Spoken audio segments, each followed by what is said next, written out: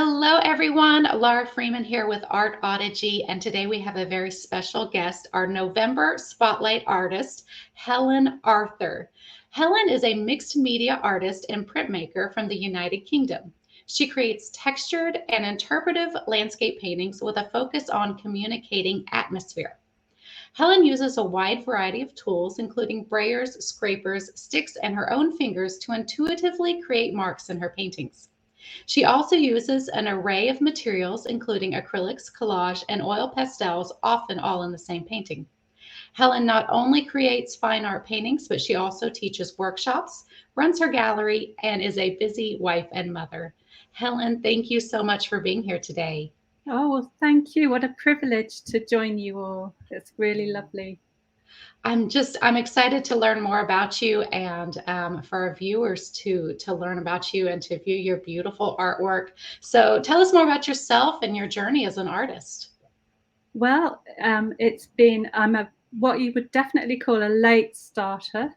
So I actually was an undergraduate at Cambridge University, and I read English literature, and I did love visual art and particularly art history as well. But I went down that academic route, and actually it wasn't really until my 30s that I discovered that I really had an urgent need to start painting and finding a creative outlet. And interestingly enough, actually having children it just really opened me up to the possibilities of creativity. I suppose it's the ultimate creative act. Yes. So I didn't really start. I started with a small amount of ceramics and actually even textile art, and then I got my hands on a printing press for etching, and realised I hadn't really drawn or painted or done any print for 25 years. So I sort of panicked and got myself off to life drawing classes and got myself going and taught myself printmaking. Wonderful. That's something that I haven't done. I think would be really interesting is printmaking. And how has it influenced your work now? I think I really recommend it for design principles. So working in layered blocks of colour and understanding if you're working in a predominantly dark or light palette, contrast, obviously, because you create a lot in monochrome with print. So yeah, it's a good discipline, I suppose. It's a really good way to start, and it's quite close to drawing. But I also went in with quite a sort of hard task because my first print teacher taught me lino reduction, and so straight in with color actually. And that, I think that was a bit of a baptism of fire, but it definitely alerted me to my own color mixing, and it alerted me to working in blocks of color and layers, and that's something that's really played through in my painting now. I can definitely see that in your paintings. Absolutely. So how has art impacted your life? Gosh, that's such a great question. I've really been thinking about that, and I think life impacted art in the sense that when I was not in such a happy place, when I had a really rather corporate life, and I was living in London, no family, and kissing quite a few frogs, trying to find my right person in my life. Art just there wasn't a way for it to come. It just wasn't there for me. And I think art is symbolic of the contentment that I have found, and the confidence that I found in sort of sorting out my personal life has entered the art. So in a way, I'm sort of turning that question around on its head a little, I think. But I do go to bed thinking about what I'm making, and I wake up in the morning thinking about what I'm making. So it's it's fundamental to my life now. And I think self-expression through visual arts is such a relief in our kind of, our sort of overstimulated lives that we all lead, with so much social media, so much sort of text coming at us. I think there's something really positive and quite zen about then finding a way to express yourself in a non-verbal way. I think there's a magic there, and it's really restorative, and it's really sort of fundamental to our well-being. That's really beautiful. I love that, and I love how it really can nurture us and be therapeutic and get a break from technology and everything. I think that's it. Yeah, my life was very much tied to a desk, but then with young children, we moved from London and we moved back to our part of the world, which is the Welsh borders, a very beautiful landscape. And I think just the sort of awe that I hold the landscape in was also another reason to find some sort of visual representation of it. So it's quite a sort of spiritual thing in that sense, that it's very tied to nature. It's a sort of nature cure. Yes. I guess. Yes. There's a kind of reverence there for it, I think. And when we go out and we try to recreate what we see, it's we really look at something in a different way. I think that's right. And in a sense, it's not recreating, but it's our interpretation, and it's our finding our place in this huge, beautiful world, I think. Right. Yeah. Absolutely. Quite an astonishing, I think it speaks to our curiosity that we try and carry from childhood. And if it's still with us in adulthood, I think art allows us to keep exploring and being curious. And there's some sort of connection there, I think. Yeah, absolutely.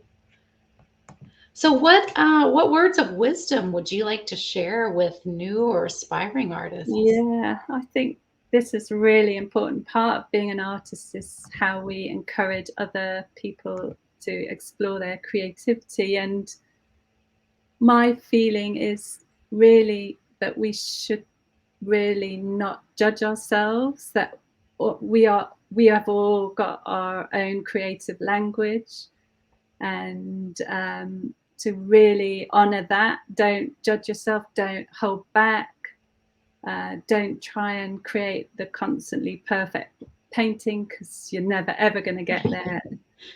So it's all about the journey, the discovery, and love of materials, love of your subject, and really being generous and kind to yourself. If you're making art, that is just fantastic. Enjoy the journey. Yes, absolutely. For me, I very much started with absolutely sort of really no sense of quite where I was going to go. I didn't have a strong pull to landscape at that point, or I didn't know if I was going to be more figurative. I still love abstract, and abstraction is something I'm always sort of striving for.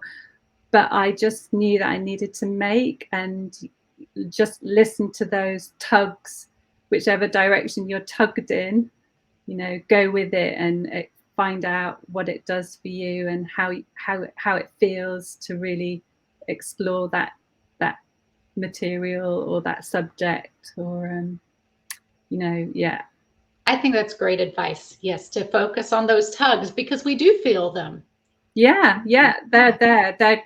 It's gut instinct, isn't it? Yes. And you don't need to analyze too much. That those instincts are going to send you in the right direction, I think. Right. Absolutely.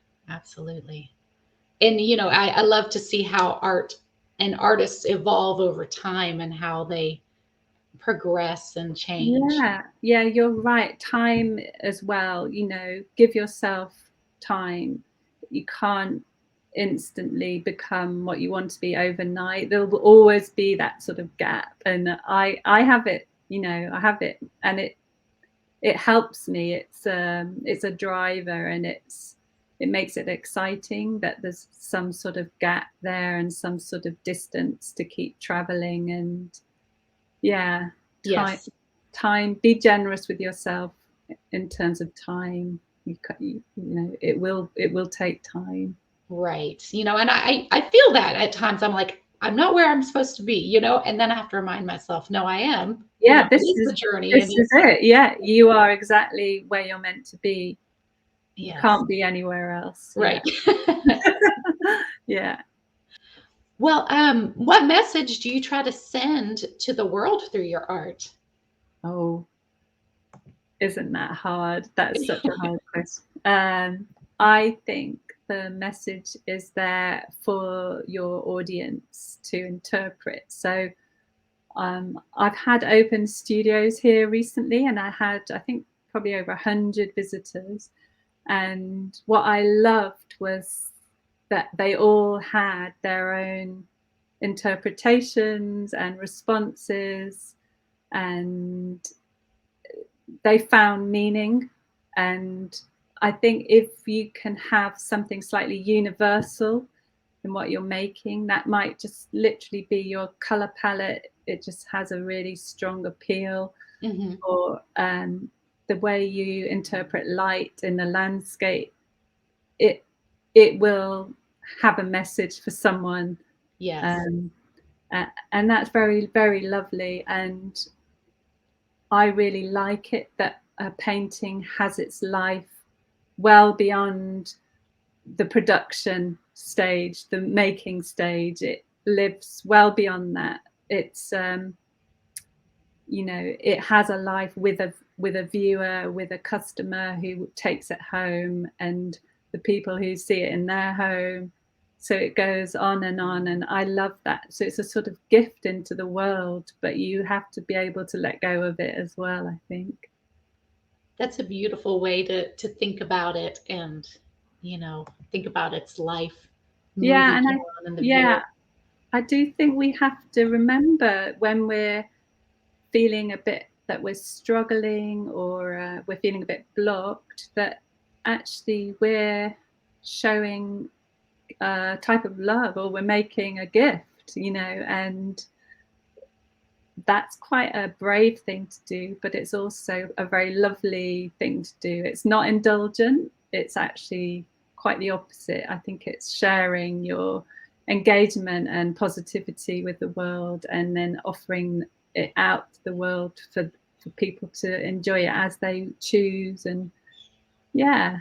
Yes. And I love what you were saying about all the people coming to your open studio, how they all had a different reaction to it. Yeah, Everybody's touched a little bit differently in it. that's it. And seeing how different personalities are drawn to slightly different pieces of work. And I think that's another really positive thing to remember, that each, consistency, we all do strive for it, but we have many moods and many phases in our life, and each painting will be a little bit different, but that will give it a different life beyond you and your studio as well. So yeah, I think that's something to celebrate, a bit of diversity in what you make. And Absolutely. And, thinking about those emotional chords that we are able to reach inside people.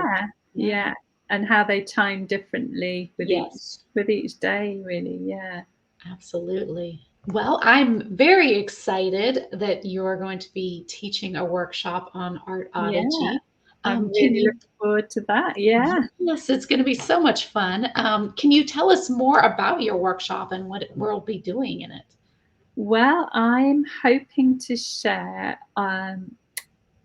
4 paintings, but from the same viewpoint. And this series was inspired because I took part in a group show earlier this year, celebrating our very local landscape. So there were 6 involved artists, and we each had a particular hill that we feel is very significant in our lives, and as well as painting it, we wrote about it. But one of my approaches was to thinking back to the work of Monet and his interpretation of the same view.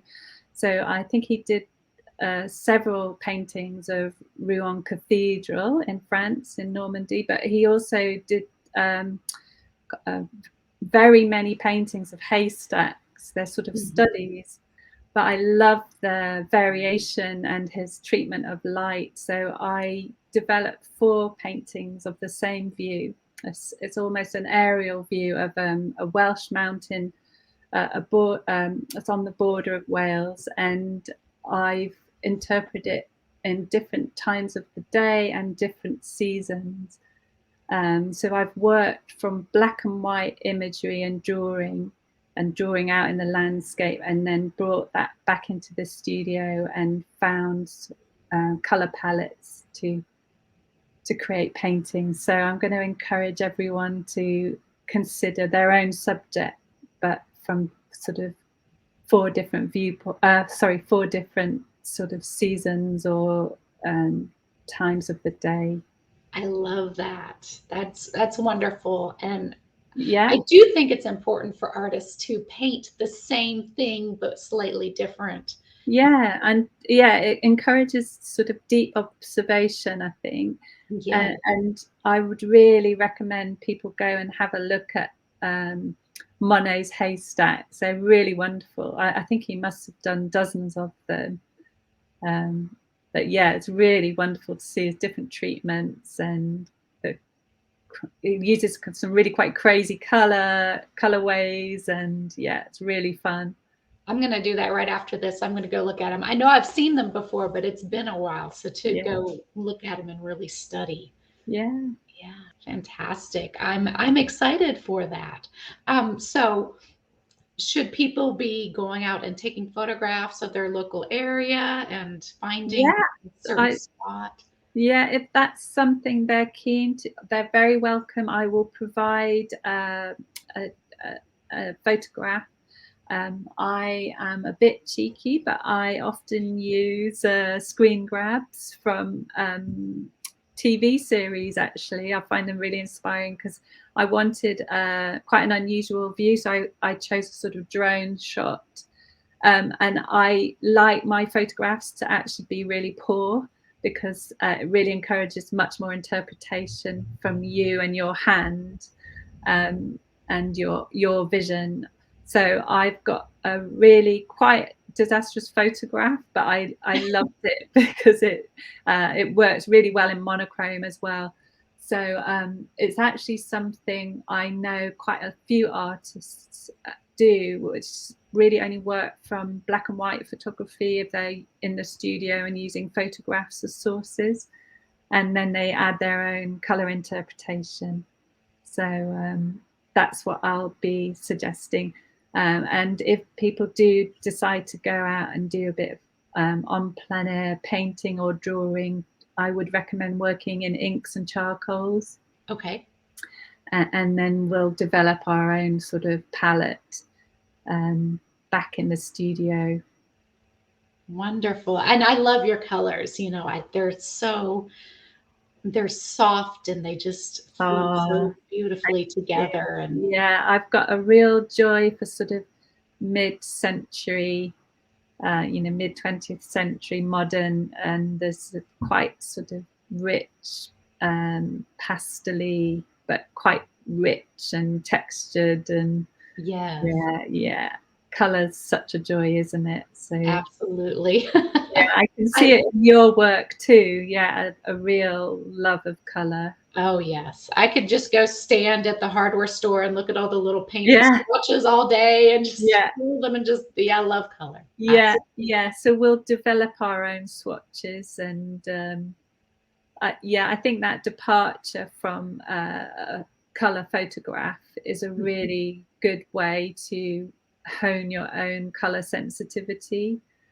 And it does add a sort of extra element of abstraction. I think if we get too tied to color photography, we can get quite staid with our color choices. So Yes. I think I'm probably thinking of David Hockney. He always worked from his California, his swimming pool paintings. Okay. Yeah, he always used black and white photography, and you can see his colors. They're just so vibrant and sort of non-representative, really. Yeah, and yeah, really joyful. Fantastic. I didn't know that he worked from black and white photos, Yeah, so that's yeah, interesting. yeah. Yeah. Certainly I know that series, the California series. Yeah, Yeah. he's quite an incredible charcoal artist as well. Really? I'll Yeah, have to go look that up as well. yeah, amazing. So, what is, I know you use a wide variety of materials and tools. What is your favorite tool? Yeah, I'm Or a real magpie. So I have actually pulled out a few pieces here. When I started, oh, I think we lost you. It kind of froze up. and I didn't have any paintbrushes really, apart from my children's. And so I used a lot of rollers for printmaking, brayers. But I also had these rather lovely rubber tools. They're Japanese tools. I really don't even know what they're called, but they've got these fantastic, malleable, thin heads. And I put on my early layers with these, and you get some really nice passages of paint coming through underneath. And it's sort of, there's less of the artist's hand in that. But then I do also very much love, having developed more my own sort of set of materials finally. I've discovered that I very much love the the square end brushes. So I'm going to be recommending that we use those. Yeah, so I don't know, some of you may have used, they are called scraper tools. I think they're used a lot in cold wax medium art. They're also really nice. They're a bit like the Japanese tools, but obviously for a bigger piece, if you're working on a big piece, you'll need something more like the bowl scrapers. Yeah, I'll make sure that everyone's got a list of what tools they'll be needing. Okay, great. Yeah. I do like those. I have a rubber, I, I don't even know what they're called. Yeah, Similar to what they've you got have. a name, haven't they? Yeah. And I really like it as well. Do you order yours online? Yeah, so I get these Japanese ones from a UK printmaking store, but good old Amazon have the bowl scrapers, Okay. and they're fantastic too. Yeah, I'll make sure you've got good links to those. And everyone's welcome to work in acrylics or oils. I work with water soluble oils. Okay. I find them a really nice sort of halfway house. I often use acrylic in the early layers, and then I come in with the water soluble oils, and I'll use pastel at the very last stages too. Yeah. I don't think we'll be using collage for this one. now.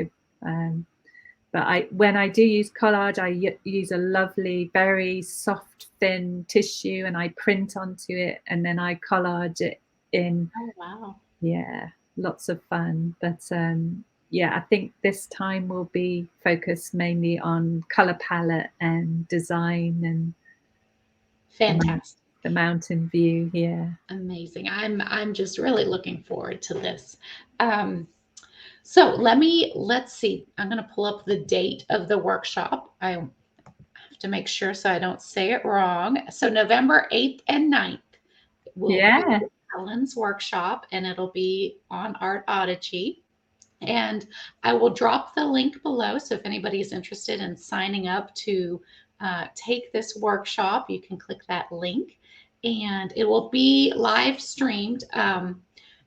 But it's also recorded. So if anybody is not able to attend the live, then they would be able to catch the replay. And so let's see, it'll be 11 a.m. Central Time, which is 5 p.m. UK time, correct? Okay. Fantastic. Making sure I got that time change right. Yeah, I'll double check. Okay. We're about to have a clock change here as well. So. Yeah. Yes. But you have too, haven't you? Yeah. Yeah. It'll keep us on our toes. Yes. So where can people find you online if they want to follow you and view your view more of your artwork? Yeah, I'm usually fairly busy on Instagram at Helen Arthur Art, and Facebook's the same tag, and I've got a website, helenarthur.art.